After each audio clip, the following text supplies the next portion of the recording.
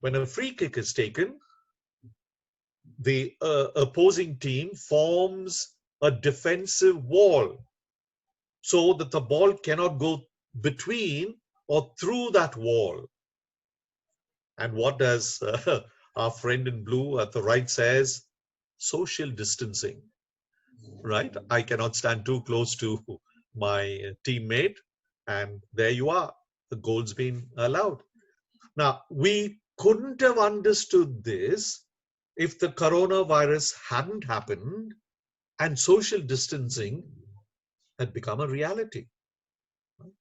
So when we blame our students sometimes for not understanding what we've been trying again and again to explain in the classroom, it might be because somewhere a part of their background knowledge has not been activated by the teacher. So that's a lesson for us. Right. To put it all in the form of a summary now, don't try taking this down. This is just a visual representation of what I've been talking about. On the left in blue, you can see the connection between the reader and the text. And the reader approaches the text with a sense of motivation.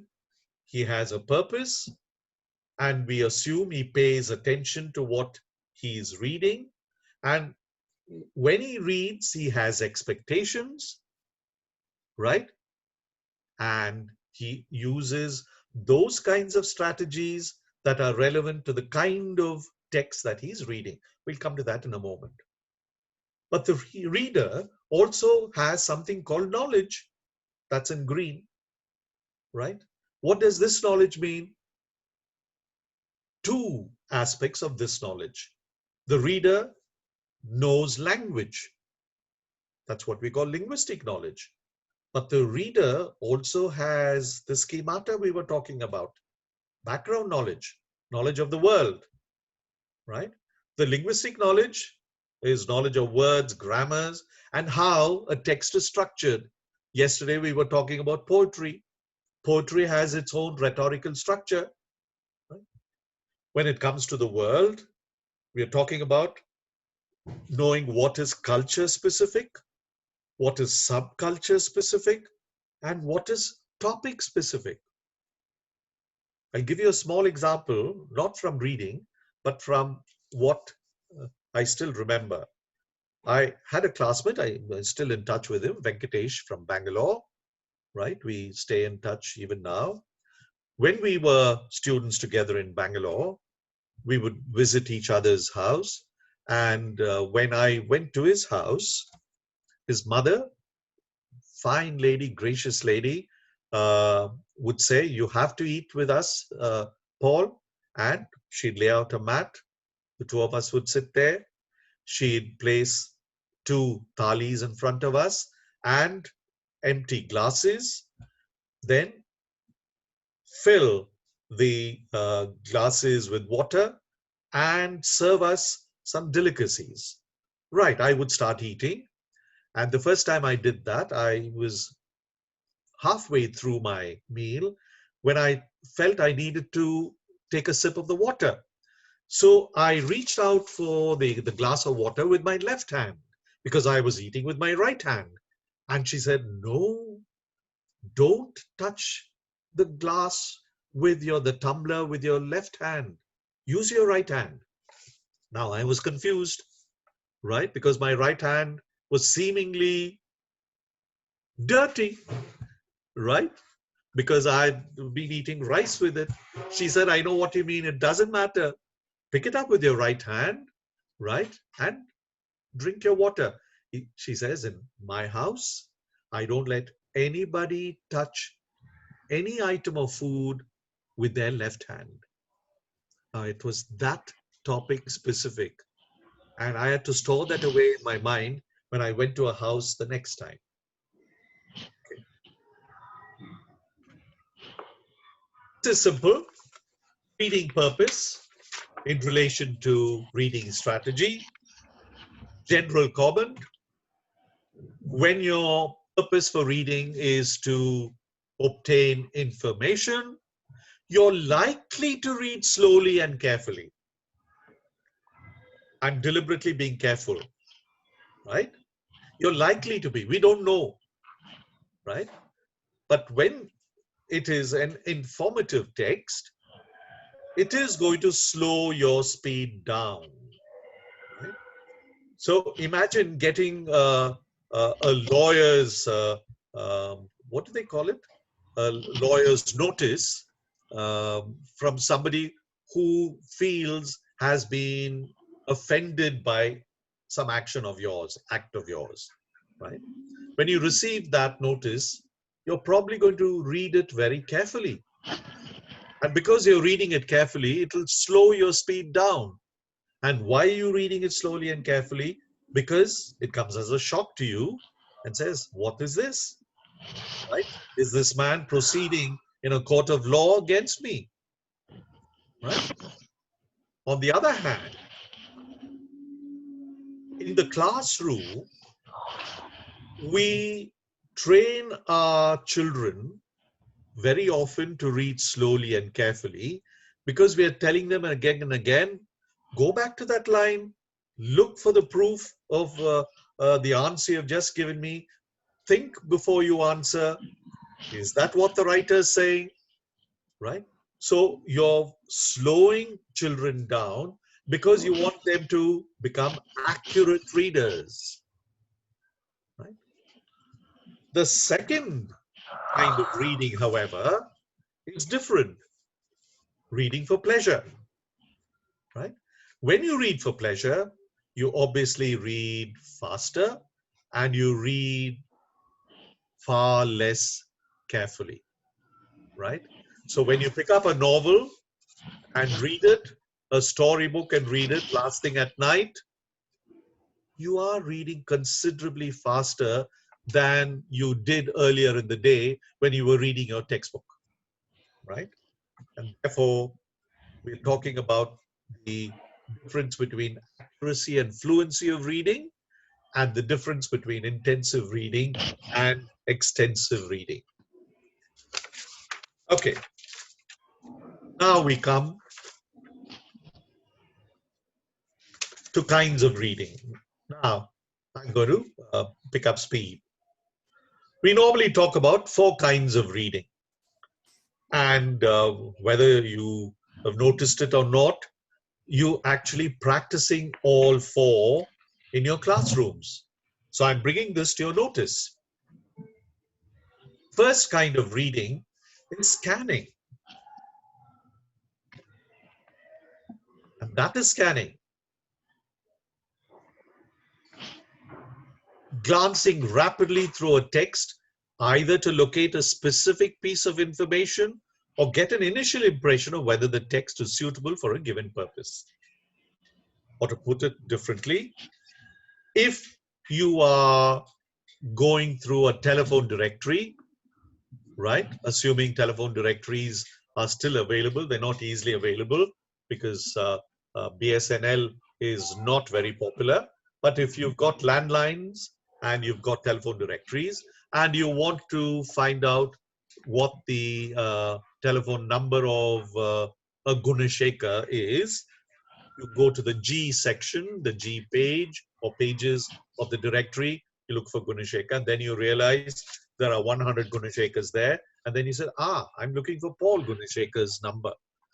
And when you find my number, you scribble it down on a piece of paper, close the directory and get on with life. You don't stand there or sit there wondering what a lovely piece of work this directory is, etc. Right? So it's a practical reason that brings you to the directory. Skimming is quite similar, at least with reading speed.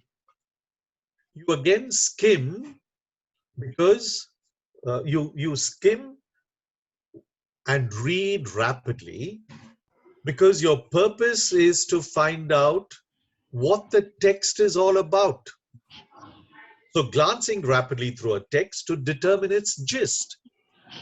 or to keep ourselves superficially informed about matters that are not of great importance to us, right? So you're now saying when we go to a bookshop and we want to buy a book on the teaching of reading, let's say, you ask the bookseller which shelf has books on reading. He directs you to a particular shelf, and you then see 5 or 6 books there, and you're still confused because you don't know which one to buy.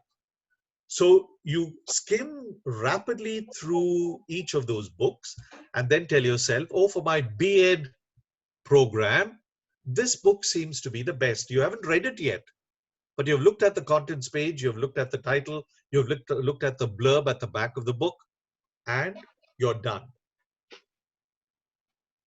Here's something I'd like you to do very quickly for half a minute. I'd like you to read this passage. I'm not going to talk for half a minute. Please read through it. Okay, I'll read it for you. Some of you have only small phones.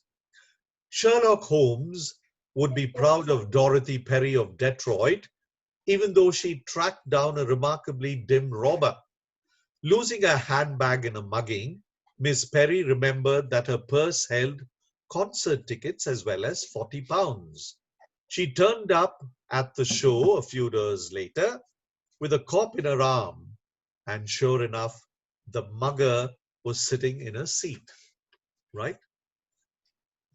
This is from a newspaper. What we want to find out is, what was the title of this news report? There are 4 titles. Which one is it? Is it a lucky meeting? Is it violence in Detroit where the mugging happened? Was it a clever policeman who took Dorothy to the concert? Or is it a good detective? The answer, as you must have noticed, is a good detective. Because Dorothy Perry remembered that she had concert tickets in that purse that was snatched by the mugger and who disappeared. Now that stupid mugger not only used up the £40, he said, free ticket to the show. Let me go and watch the performance, the concert. And he's happily sitting there, and she remembers the seat number, the ticket number. And when she turns up there with the policeman, the idiot is sitting there and therefore gets arrested. Okay.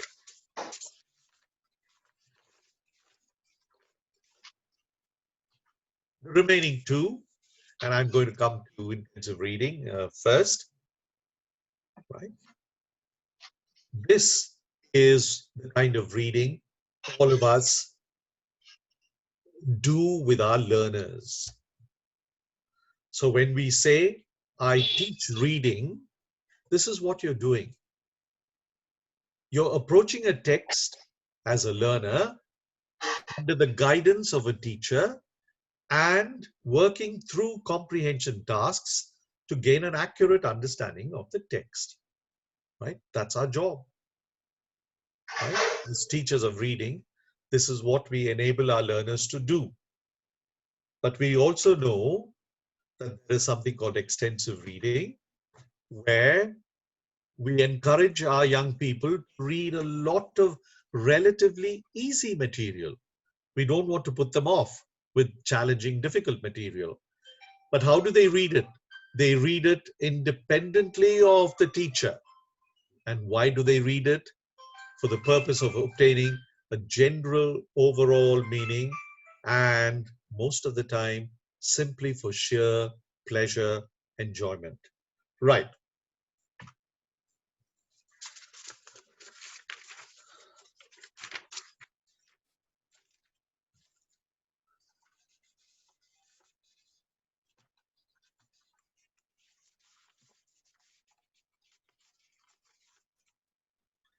Right.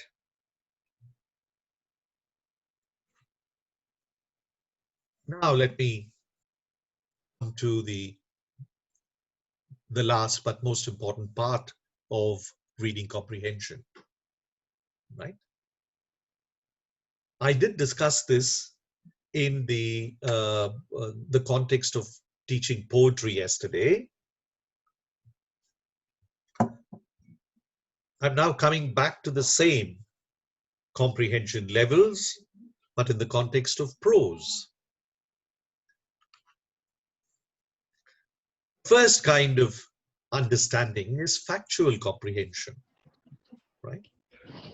Now, let me straight away say, these are terms for you and me. These are not terms to be used in a real classroom with your children.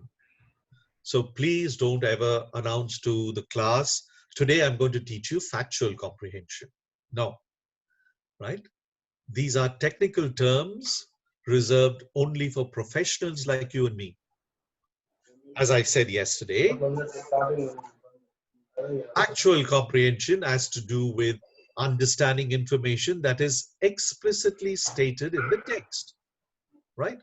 So anyone who reads this text and that part of the text that is being addressed by the teacher, anyone at all who's reading that will come up with an answer that tallies with, agrees with the other student, the other reader's answers too. It's like saying Delhi is the capital of India. Everyone knows that, right? So if you ask the question, which is the capital city of India? Everyone's going to say New Delhi, right? It's a fact, uncontestable fact. So something that has been stated very, very explicitly can be tested through questions that we call factual comprehension. But then what we are enabling our learners to do is to actually read the line as it is. We are not trying to understand what might be the underlying meaning of this particular portion of the text. We are staying at the surface level. We are dealing with facts. So reading researchers, reading scholars call this reading the lines. But when you move to a higher level of comprehension, you now have to draw conclusions from something that has not been explicitly stated in the text, right? So you're now using your schemata, your general experience, your experience of what you've just read, and saying, this is what the writer is actually trying to say. So when you go beyond fact into the area of inference, you are reading between the lines, right?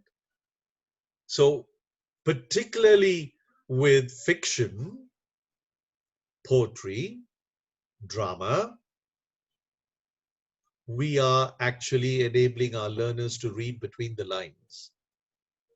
But we wouldn't want to do this when we are looking at, let's say, a prescription issued by our family doctor.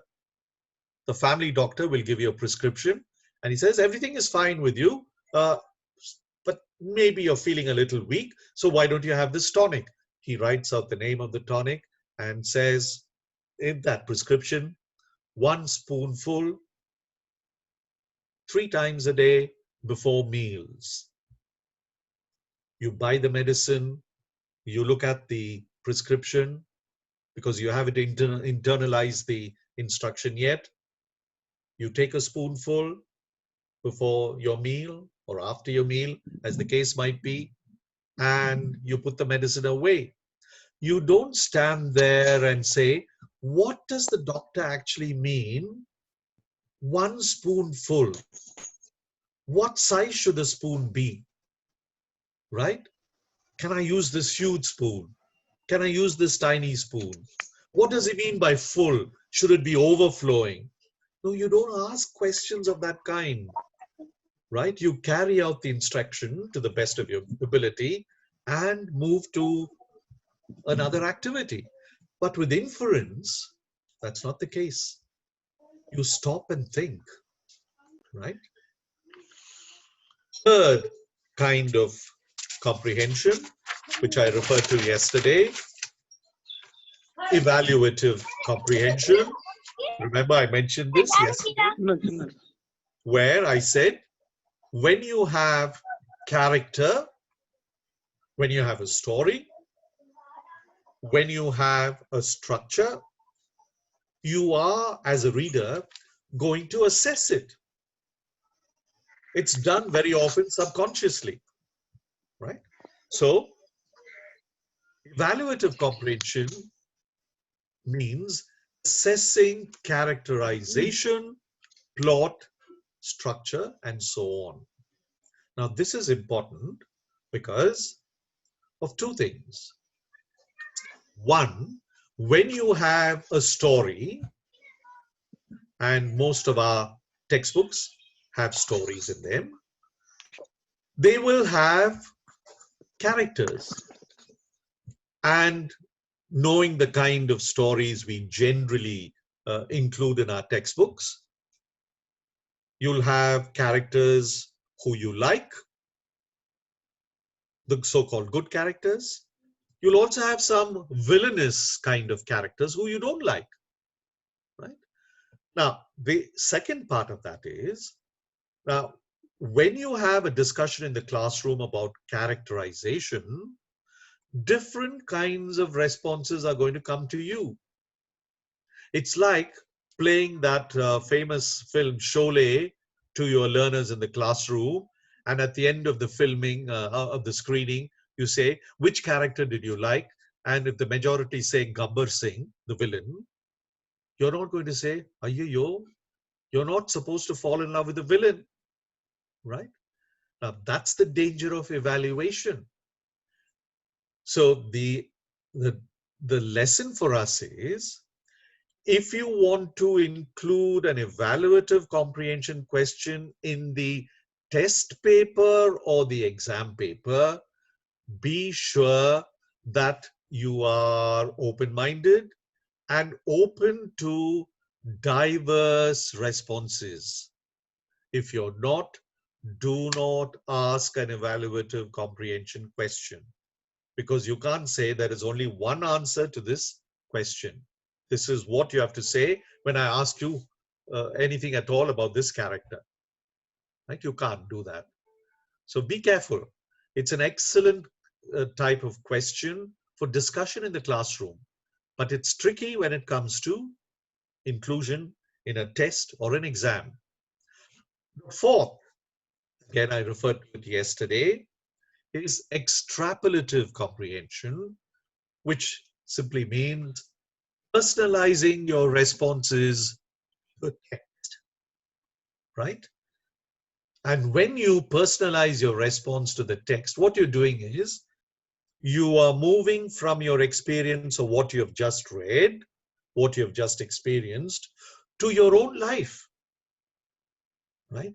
So very often you must have noticed when you're with a friend and you're discussing something personal and you tell your friend, look, I did this just now, and your friend says, no, but you shouldn't have done it. You respond by saying, if you had been in my place, what would you have done? Right? You're putting your friend in a spot of bother there, right? So you want him to place himself in your shoes and answer that question. So you're saying, personalize your response, please. And therefore, when you do that, you're no longer reading the lines or reading between the lines. You've gone way beyond what has been prescribed, what you've just been reading, which is what we call reading beyond the lines. And the last type of comprehension question again, only for you and me, not for our learners, is the term global understanding, global comprehension. And if you remember yesterday, I said global comprehension has to do with taking an overview of the text. So getting a general understanding of the text is what all this is about. Now, why is this important? Think of what some teachers do. They'll say, children, today I'm going to do story so-and-so on page so-and-so. Open your books, please. And the moment the books are open, she says, are you ready? Everyone says, yes, ma'am. Yes, teacher. Yes, miss. And you then read out the first sentence of the story. You explain that sentence or line, and then you move to the second sentence or line. You explain that, and you keep moving steadily forward till you reach the last sentence of the story. That's what you call explicating the story. But in the process, you're not allowing the learners to get an overview because you're doing one line at a time. And maybe when the bell rings, you're halfway through one line and you say, right, we'll continue tomorrow. So you're leaving a fragmented understanding of the text with the learner if you don't have one or two global comprehension questions.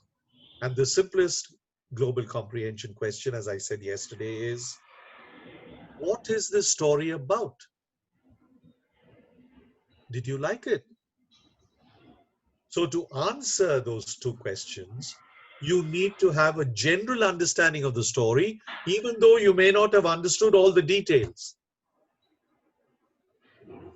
Now, let me give you an example. Suppose I was teaching Romeo and Juliet to a group of postgraduate students, right? It's a prescribed text.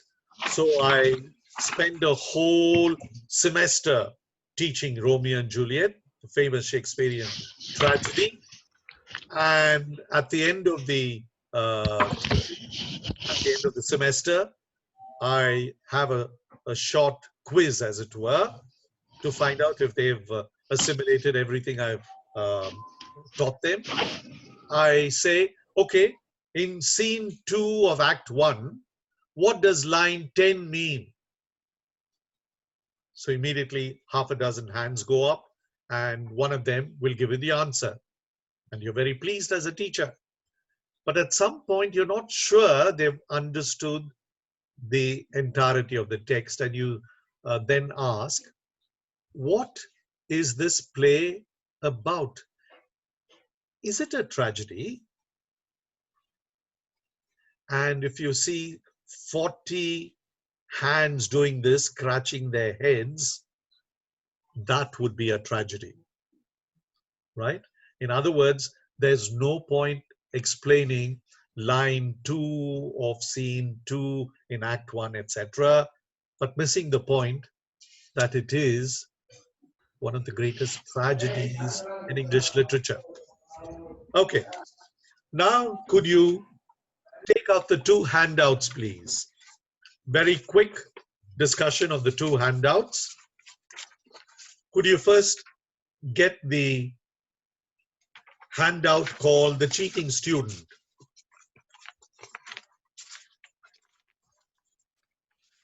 Could you get that out, please?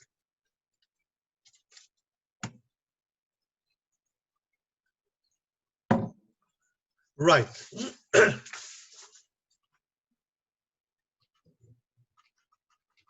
I'll just get to the end of this. Right. Why did I give you this handout at all?